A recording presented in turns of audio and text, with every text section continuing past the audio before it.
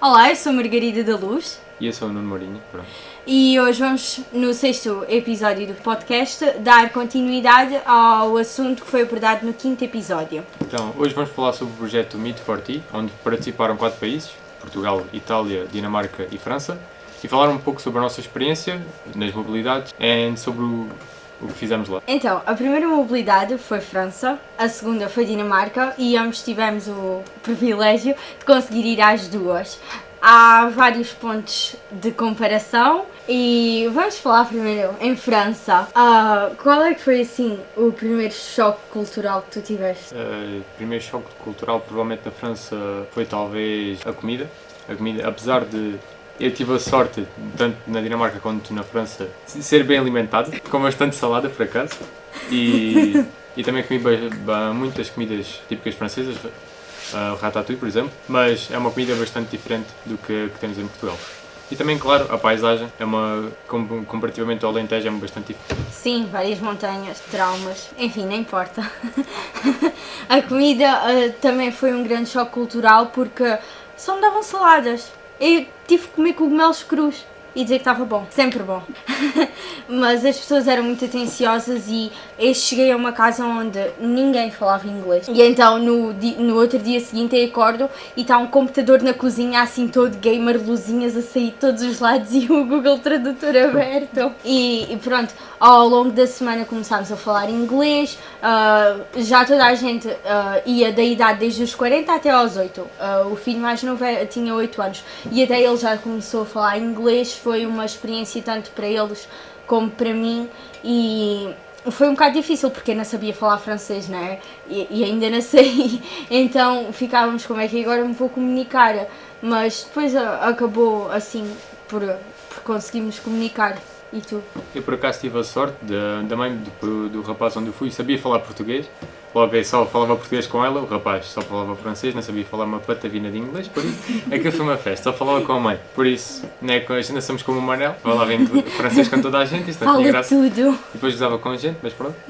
Também, uma das atividades que se calhar queríamos mais falar na França provavelmente seria a atividade esportiva, em que foi o dia de bicicleta. Sim, acho que foi assim o dia que nos marcou mais, porque meteram-nos numa montanha com graus negativos, uma subida de 10 km, uma descida com pedras, chuva, neve, granizo, assim tudo à mistura, uma coisa muito boa. Sim, estava bastante frio nesse dia e também teve um problema em que não sabíamos basicamente a direção. Estavam, como o Manel disse, 2 estradas e a gente não sabe para onde é que há de ir. E nunca na vida tinha então a gente ia na fé, pronto. E nunca na vida tinha feito tipo 5 km. E chega ali e faço 20 assim, mesmo bons. Depois também tivemos a segunda parte, só é que fui, mas pronto, né? O Nuno é o guerreiro. A segunda parte acho que foi mais fixe, vocês é que não foram, que a gente foi literalmente só a descer montanhas e estava sol, por isso não aproveitaram se calhar a melhor parte, tirando a parte em que a gente parou todos e a professora francesa saca-me de uma vaca de papelão e mete pedras e começa a dizer que as vacas davam muitos pulos por causa do aquecimento global. Foi um bocado constrangedor, mas tirando isso foi bastante interessante. Eu só fiz a primeira parte até aos 20 km, não havia nada à minha frente com chuva torrencial, pensava que estava completamente perdida. Tentei ligar várias vezes ao meu pai, porque ele gosta de andar de bicicleta e eu queria reclamar com ele como é que ele gosta de uma coisa assim. Nunca conseguia atender-me, eu só já chorava que queria ir para Portugal, onde não há montanhas, não há neve, pelo menos na nossa zona. E lembro-me de chegar finalmente à primeira paragem, que era para almoçar, entro um bocadinho, depois de ter caído a 5 metros de chegar ao local, entro toda enlameada e só vejo lá ao canto a mesa dos portugueses. Olho para o Manel olha para mim e diz-me assim: eu tombei, e eu tombaste o quê? Acerca também podemos falar um pouco sobre a França, sobre a escola. A escola francesa, pelo menos na parte dos alunos onde a gente estava, seria muito focado, talvez parecido com o que a gente tem aqui os cursos, eu acho. Sim. Muita coisa prática, muitas máquinas, até a gente teve um dia em que a gente trabalhou com eles. Fizemos, acho que, impressoras 3D. Impressora 3D e também numa que queimava madeira, dava para recortar o laser, exatamente. Tem vários equipamentos mais virados para os cursos profissionais. foi assim no que mais se focaram, porque a turma com que estávamos a trabalhar em França também era de cursos profissionais, Exato. então foi mais assim o que nós conseguimos ver. Agora, talvez acerca um pouco da Dinamarca, tens alguma coisa que queiras falar mais? Slide, maravilhoso, incrível, porque nós tínhamos um percurso para fazer e em partes eram slide e nas outras eram tipo, lembras-te daquelas cordas? Digamos que escalagem. de certa Horrível. forma. Escalagem sem ser na montanha. Uma coisa é irmos ali tipo na cordinha, vamos a deslizar, ai que giro, chegamos uma corda com 3 pedaços de madeira de cada lado e agora como é que eu vou para o outro lado para continuar o percurso? Íamos caindo, ficámos assustados. Havia certas partes em que seria basicamente só escalagem, em que óbvio a gente estava preso, mas tipo, não dava essa sensação, e a gente estava ali feitos macacos, mas pronto. E claro, fartávamos-nos de gritar. Mas, O Manel ainda não se calava. Eu estava tipo a 20 metros, não, mais metros de distância dele e só o ouvia a dizer tira-me daqui! Mas depois dizia, isto é tão fixe! mas depois, acho que nós só fizemos 2 dias, só os aventureiros nesse dia que fizeram o mais alto, acho que foi a professora Zita, o Manel e a Marta, se não me engano. Sim, iam Nesse perdendo dia. uma zita, iam perdendo um telemóvel, o Manel chegou eufórico ao pé de nós e um bocado estressado porque íamos perder o autocarro, supostamente. Pronto, isso, desse dia. Podemos dizer também um pouco da Dinamarca, tivemos um pouco o choque cultural, portanto, no horário da alimentação, a rotina deles, porque Sim. assim, a Dinamarca, temos de falar, um país norte da Europa, se calhar muito bom em termos de nível de vida, mas em termos de, por exemplo, vida noturna, aquilo morre tudo às 6 da tarde, por isso. Sim, basicamente é meio chato. os horários é tipo 6h30 da manhã estás a acordar, para as 7 estás a tomar o pequeno almoço, às 11h30 estás a almoçar e às 6h30 no máximo estás a jantar. E então tipo às 7 já não há ninguém na rua, pronto, é um bocado. Mas uma coisa que é um estereótipo muito grande dos dinamarqueses é porque quando estivemos com eles em França eles isolavam-se, não sei se te lembras. Sim. Ficavam assim numa mesa à parte enquanto estavam portugueses, italianos, até os franceses, que nunca conseguimos comunicar bem com eles, mas pronto. E eles à parte. E eu pensei, pronto, eu vou chegar à Dinamarca, quase ninguém vai falar comigo, vamos ser só nós e fé em Deus. Mas não, eles foram muito calorosos, receberam-nos muito bem, falam inglês perfeitamente, desde os mais velhos aos mais novos. Eu até me senti um bocadinho intimidada e são sempre pessoas que estão dispostas a fazer tudo. Vamos ali, vamos comer aquilo. Tá bem, mas tu pagas. E nessa parte eu achei que se calhar o convívio com as pessoas fosse melhor na França do que na Dinamarca, mas acho que foi bastante bom nos dois sítios. As famílias eram ótimas e acabaram por me surpreender, a família dinamarquesa. Falámos nisso, chocou-nos um pouco na Dinamarca a facilidade como eles tinham em comunicar. Eles transitavam basicamente do dinamarquês para o inglês com uma facilidade incrível. Toda a gente da Dinamarca falava inglês, desde os mais pequenos até os mais velhos, então em casa era muito mais fácil comunicar, apesar de eu na França ter tido a mãe do meu rapaz que falava português, mas os outros colegas não tiveram essa vantagem e isso tornou-se um pouco chato. E claro, os dinamarqueses foram sempre muito receptivos, até bastante festivos, como a gente não Sim. pudesse pensar nisso. Os almoços é que não eram assim tão bons porque é tudo à base de sanduíche. Sanduíche.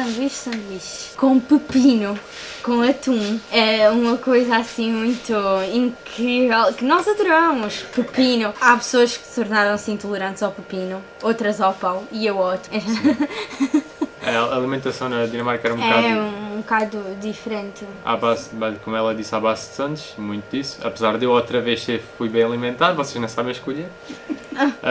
Só comi comida italiana, que a rapariga no caso gostava muito, raviolis, etc. Ele chega lá no primeiro dia com tortellinis e nós a comemos sandes. Vocês não sabem escolher. Mas, mas claro, os dinamarqueses gostam muito de comer sandes e esse tipo de coisas. E claro, muito pepino. Naquele país só fabricam pepino.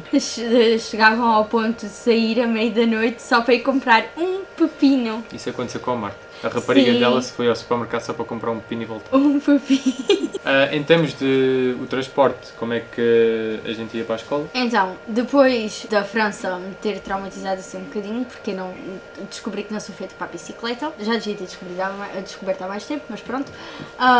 Basicamente íamos sempre de autocarro. Apanhávamos o autocarro numa paragem e íamos de autocarro até à escola. Mas havia pessoas que tinham que ramar com bicicleta, outras a pé. Também, eu no meu caso, também ia sempre tanto na França como na Dinamarca, eu fui sempre para a escola de autocarro.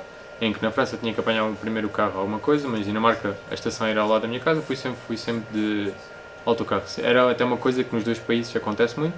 Se calhar na Itália não sei, não vou lá, mas depois os nossos colegas nos dirão que todos os alunos vão muito de autocarro para a escola e utilizam muito esse meio de transporte, não tanto o carro. Sim, e em termos da escola, o que é que mais gostaste? Em termos da escola, a escola sinceramente francesa, como o Manel disse, era a mesma coisa que a gente. Não havia grandes diferenças, fora um aspecto onde eles trabalhavam, algumas máquinas, etc., mas nada de muito especial. Na escola dinamarquesa havia muito mais, de certa forma até um pouco parecida a esta, mas havia muito mais espaço de convívio entre os alunos. Sim. Eles não usavam papel, havia muito computadores, havia muito espaço para os alunos estudarem sozinhos. Sim, e é muito na base da confiança. As salas estão abertas, eles têm quadros interativos, os alunos podem usar e usufruir, têm também aqueles espaços de vidro que é para se quiserem estudar, muito na base também da confiança. A cantina incrível, só que extremamente cara, não é? Mas a Comida tinha muito comida cara. boa. Eu e a Catarina tivemos sorte que arranjámos um Carmex super baratinho. Aqui em Portugal não é barato, mas lá era. Mas em termos de comida, muito caro. O hambúrguer que tu comeste. Um dia fomos eu com alguns italianos e franceses, fomos jantar fora e a gente foi a um fast food e acabei por pagar 30 euros por um hambúrguer com água. Fiquei meio pobre nesse dia, mas pronto. As comidas, era claro, o nível de vida na Dinamarca é um pouco mais caro, mas claro, eles recebem muito mais que a gente, mas quando a gente vai para esses países, há lá na Dinamarca, por exemplo, restaurantes, isso é coisa se calhar mais cara. Supermercados, mais ou menos, é parecido aqui. Eu, o Nuno e a Marta chegámos a uma loja de eletrónicos, telemóveis, televisões e agarrámos na calculadora para fazer conversões. Nós chegámos ao ponto que se aquilo fosse mais barato, levávamos. A gente foi para supermercados, mas sim, os preços eram similares aos de cá, Sim. algumas coisas. Claro, não podem. Em termos de futuro, pensas voltar a entrar no Erasmus? Em termos de futuro, posteriormente se for para a Universidade, isso, claro, gostaria muito de entrar no Erasmus, principalmente mais para países talvez da Dinamarca, porque sinceramente Itália ou França, Espanha, claro, em termos profissionais isso acaba por ser parecida, talvez, mas outros países da Norte da Europa e do outro lado são bastante diferentes em termos culturais e em termos de educação. Seria diferente do que temos aqui. Sim, eu gostava muito no futuro de voltar a fazer Erasmus porque é uma experiência que, para além de me ter trazido algum conforto com o inglês, porque Sim. era extremamente insegura no inglês e com o projeto eu comecei a falar bastante mais inglês, também gostava pelas experiências que vivemos, pelas pessoas com que comunicamos, as culturas que vimos, as paisagens, porque Alentejo é diferente do norte do país e se calhar o país em si é diferente de outros países, e eu gostava muito de voltar a fazer. Até quando nós estávamos a vir embora, no último dia, depois uma ex-aluna da nossa diretora de turma comunicou com ela para nos encontrarmos. Ela está lá, tirou o mestrado e agora está lá a trabalhar. Decidiu ir para a Dinamarca e na Dinamarca até tem uma universidade especializada em energia eólica e isso é muito fixe porque estão a investir bastante nas energias renováveis, a tentar tornar o nosso país o nosso mundo num mundo melhor. Eu gostava de voltar a fazer Erasmus e com isto só aconselhamos para que continuem a fazer Erasmus na escola, porque às vezes as pessoas ficam, tu vais fazer Erasmus, e acho que é uma oportunidade benéfica tanto para a escola, porque fica enriquecida de cultura, quanto para as pessoas, professores, alunos, para depois terem mais tarde o que contar, tal como nós temos. Claro. É isso. Obrigado por terem assistido. Obrigado.